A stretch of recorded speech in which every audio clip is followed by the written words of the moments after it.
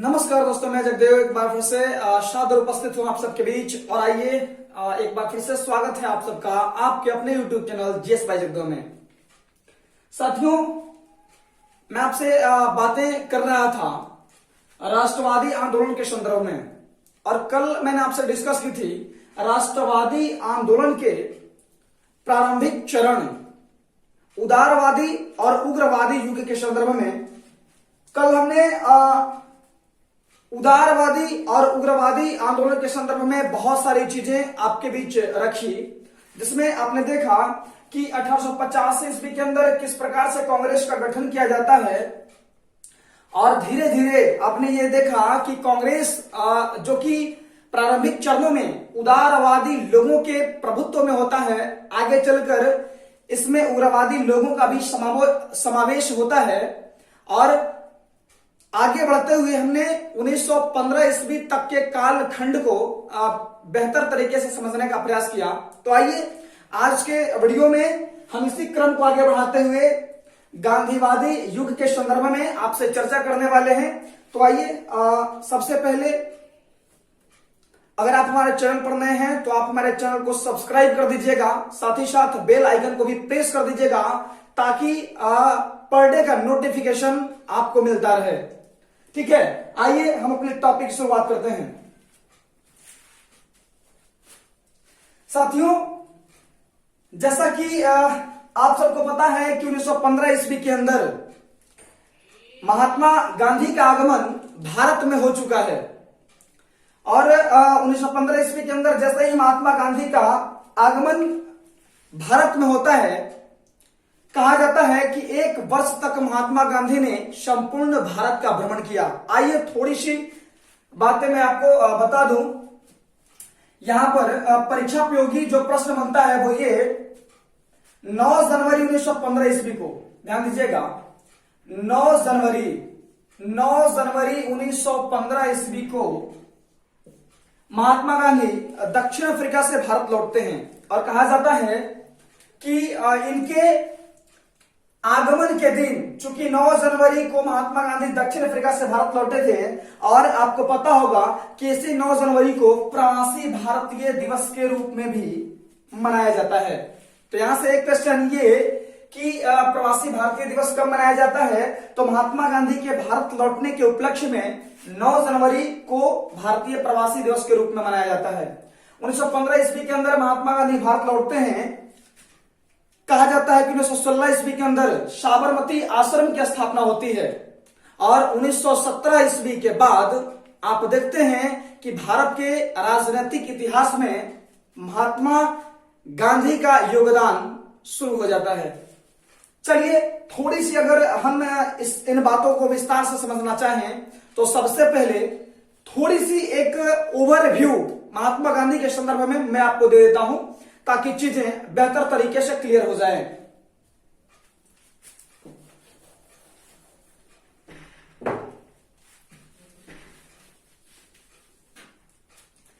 कहा जाता है कि महात्मा गांधी का जन्म 2 अक्टूबर, ध्यान दीजिएगा, समझते चलिएगा, महात्मा गांधी का जन्म 2 अक्टूबर 1869 ईस्वी को गुजरात राज्य के पोरबंदर नामक स्थान पर होता है।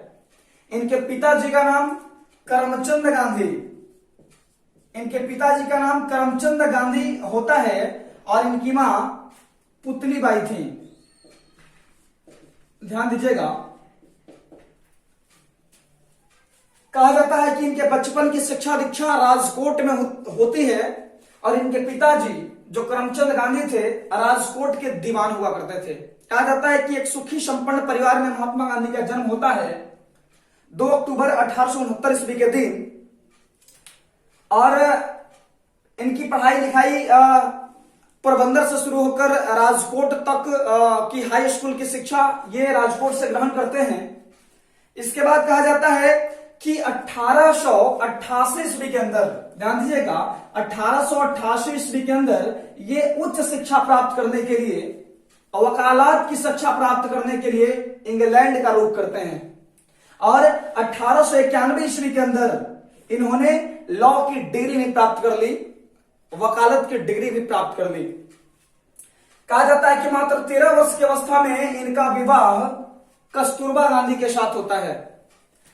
1891 ईस्वी में जैसे ही इन्होंने लॉ की डिग्री कंप्लीट की, 1893 ईस्वी में, ध्यान दीजिएगा, 1893 ईस्वी में अब्दुल्ला नाम के एक व्यापारी के मुकदमे में ये दक्षिण अफ्रीका जाते हैं और दक्षिण अफ्रीका में वहां पर गोरे और काले का भेद हुआ करता है।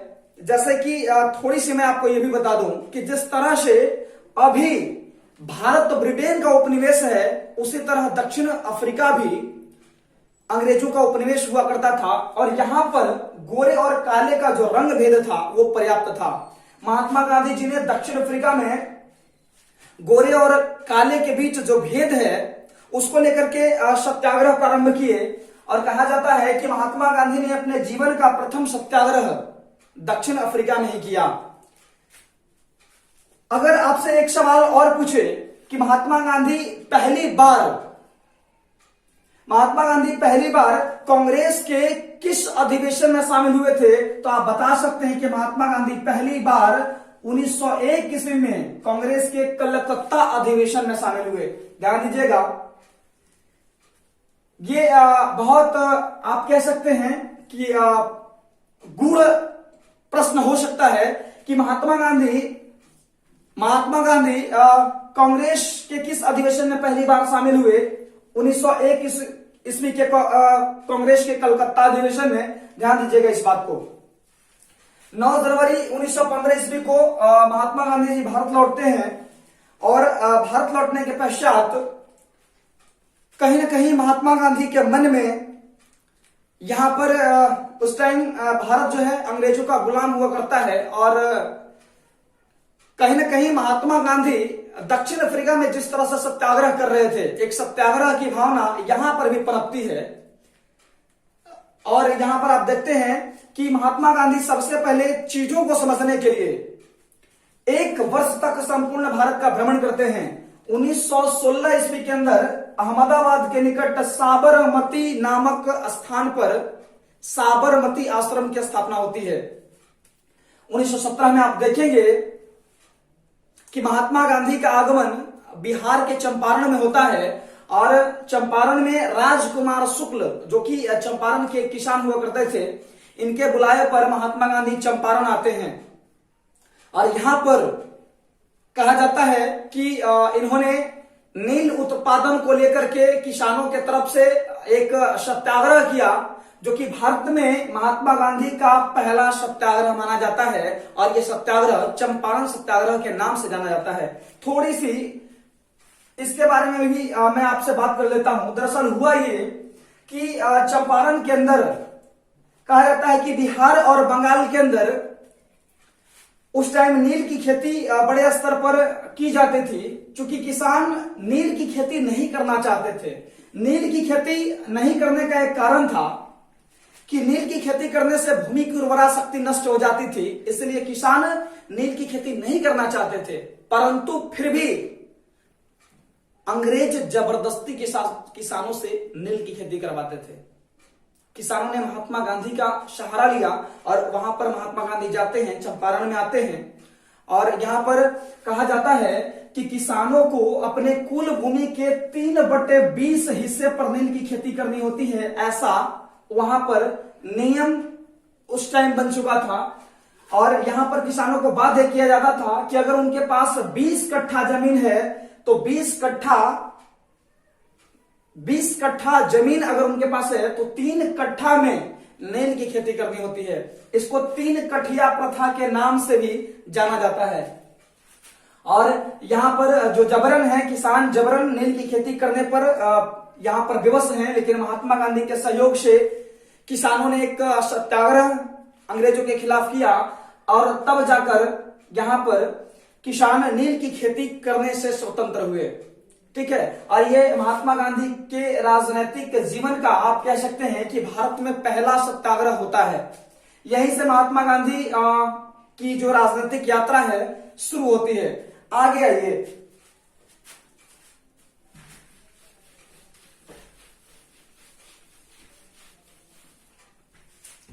आगे ये अगर 1918 की बात कर लें, 1918 ईस्वी में आप देखते हैं कि महात्मा गांधी पहली बार अहमदाबाद मिल मजदूर आंदोलन में भाग लेते हैं और यहां पर पहली बार कहा जाता है कि गांधी जी ने भूख हड़ताल किया। एक सवाल बनता है कि गांधी जी ने पहली बार भूख हड़ताल कब किया? आप बताएंगे अहमदाबाद मिल मजदूर आंदोलन में, अहमदाबाद मिल मजदूर आंदोलन में पहली बार यहां पर गांधी जी की तरफ से भूख हड़ताल देखने के लिए मिलता है।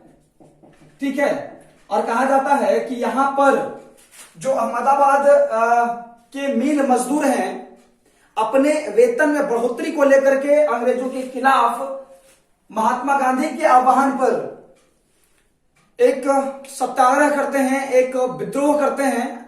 ठीक है, एक आंदोलन करते हैं और यहां पर अपेक्षात्मक यहां पर सुधार देखने के लिए मिलता है। ठीक है, बाकी 1918 में ही अगर आप देखें तो आप देखेंगे खेड़ा आंदोलन। खेड़ा आंदोलन यह एक किसान आंदोलन है और यहाँ के जो किसान हैं, चूंकि फसल काफी नष्ट हो जाती है, उपज अच्छी नहीं हो पाती है, लेकिन फिर भी जो अंग्रेज जो हैं ये किसानों से टैक्स वसूल रहे हैं और इस जबरन टैक्स वसूली को लेकर के महात्मा गांधी जी यहां पर भी आंदोलन करते हैं खेड़ा के किसानों की तरफ से और यहां पर भी इस टैक्स वाली प्रथा को खत्म कर दिया जाता है। ठीक है, यानी 1918 ईस्वी के अंदर दो आंदोलन आप देख रहे हैं, पहला अहमदाबाद मिल मजदूर आंदोलन और 1918 का खेड़ा आंदोलन।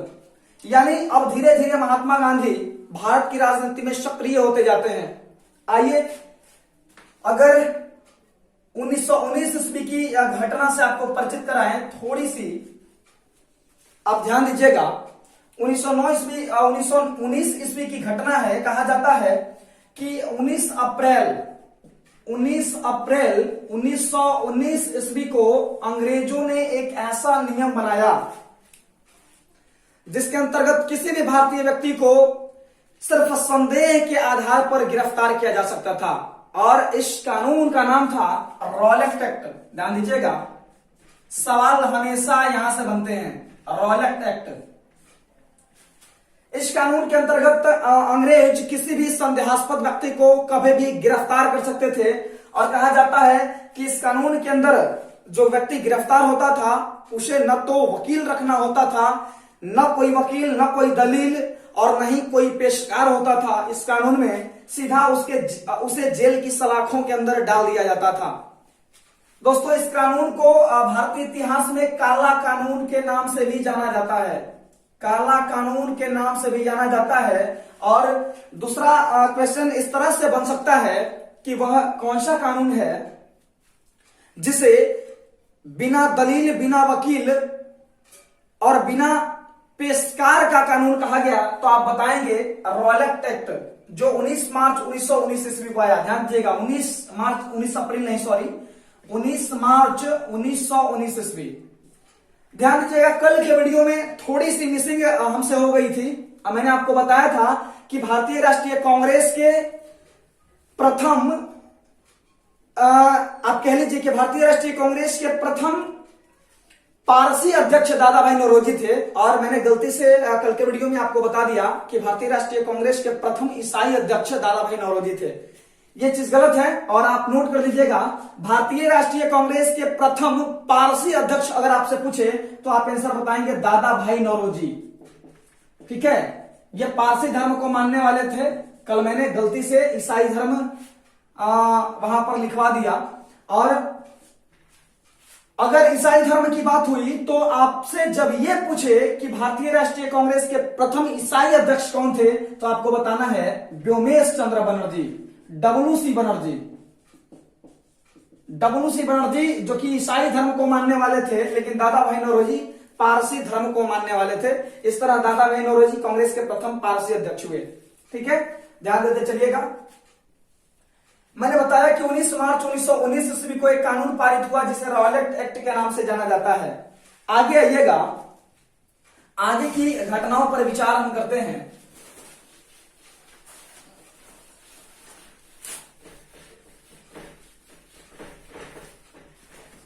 आप देखेंगे 9 अप्रैल 1919 ईस्वी की बात है। आइए 9 अप्रैल 1919 ईस्वी।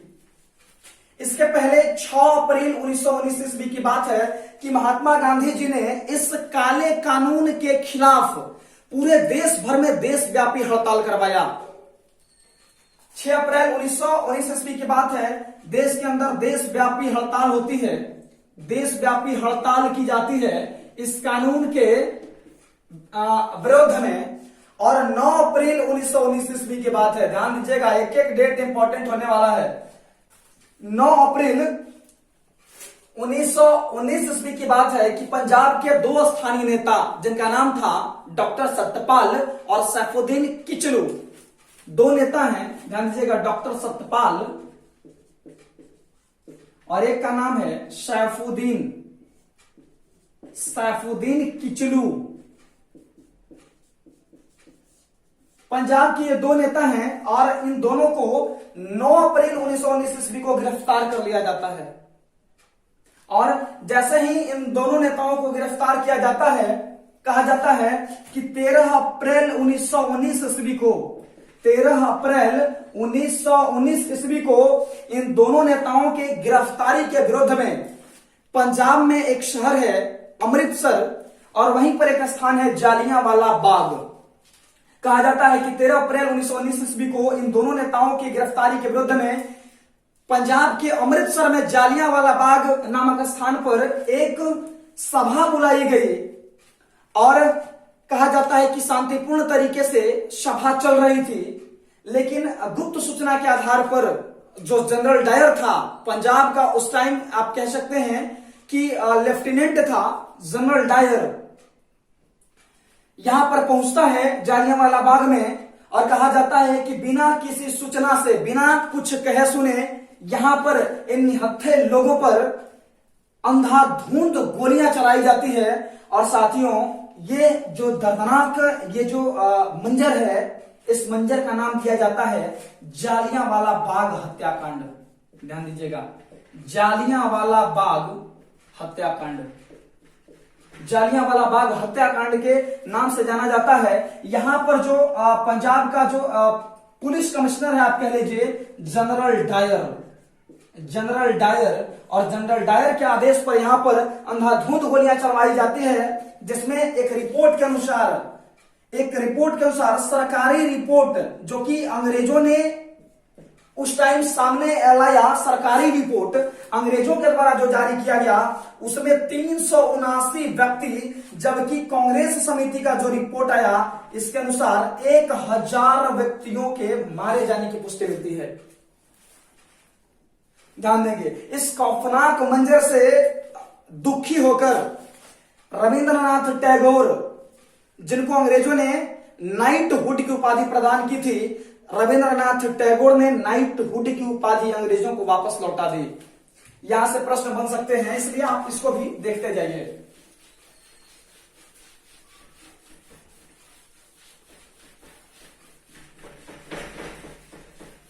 इस घटना से प्रभावित होकर रविंद्रनाथ टैगोर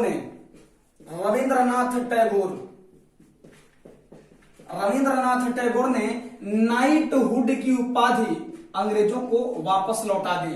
कहा जाता है कि महात्मा गांधी ने कैसर-ए-हिंद की उपाधि जो 1915 ईस्वी के अंदर अंग्रेजों द्वारा इनको दिया गया था, इनको वापस लौटा दिया। कैसर-ए-हिंद की उपाधि वापस लौटा दी। जमनालाल बजाज ने राय बहादुर की उपाधि अंग्रेजों को वापस लौटा दी। राय बहादुर की उपाधि अंग्रेजों को वापस लौटा दी। जबकि शंकरन नायर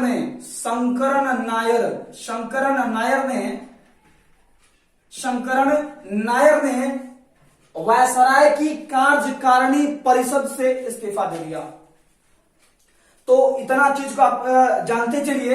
सवाल हमेशा बन जाता है कि किस घटना से दुखित होकर रविंद्रनाथ टैगोर ने नाइटहुड की उपाधि वापस लौटा दी थी, तो आपको बताना है जालियांवाला बाग हत्याकांड। किस घटना से प्रभावित होकर महात्मा गांधी ने कैसर-ए-हिंद की उपाधि जमनालाल बजाज ने राय बहादुर की उपाधि और शंकरन नायर ने कांग्रेस की कार्यकारिणी परिषद से इस्तीफा दे दिया। तो इसके पीछे जो कारण है जालियांवाला बाग हत्याकांड आपको बताना है। और कहा जाता है कि जालियांवाला बाग हत्याकांड की जांच के लिए दो अलग अलग कमेटी बनाई गई। एक कमेटी सर हंटर के नेतृत्व में बनाई गई जिसका नाम है हंटर कमीशन। और एक जो कमेटी बनी पंडित मदन मोहन मालवीय के नेतृत्व में कांग्रेस ने कमेटी बनाई, ठीक है। और यहां पर पंडित मदन मोहन मालवीय के नेतृत्व में, आप ध्यान दीजिएगा, पंडित मदन मोहन मालवीय के नेतृत्व में कांग्रेस ने एक कमेटी बनाई जालियांवाला बाग हत्याकांड की जांच के लिए, जिसमें पंडित मोतीलाल नेहरू और चित्तरंजन दास जैसे कुछ लोग भी शामिल हुए। तो आइए आगे देखते हैं। कहा जाता है कि खिलाफत आंदोलन जो कि 1919 ईस्वी के अंदर हुआ, खिलाफत आंदोलन 1919 ईस्वी के अंदर हुआ, ठीक है। इसको अगले चैप्टर में फिर कभी हम कवर करेंगे विस्तार से। कहा जाता है, थोड़ी सी मैं आपको बता दूं कि जो तुर्की के खलीफा हैं, कहा जाता है कि इस्लाम में इनका सर्वोच्च पद है, और ब्रिटेन ने तुर्की के खलीफा के प्रति जो रणनीति अपनाई, कहा जाता है कि भारतीय मुसलमान उससे क्रुद्ध हो गए और तुर्की के खलीफा के प्रति अपनी रणनीति को बदलने हेतु यहाँ के जो मुस्लिम हैं, भारतीय जो मुसलमान हैं, उन्होंने एक आंदोलन प्रारंभ किया जिसे खिलाफत आंदोलन के नाम से जाना जाता है, ठीक है। और कहा जाता है कि महात्मा गांधी ने खिलाफत आंदोलन और जालियांवाला बाग हत्याकांड जैसी घटनाओं से प्रभावित होकर 1 अगस्त 1920 ईस्वी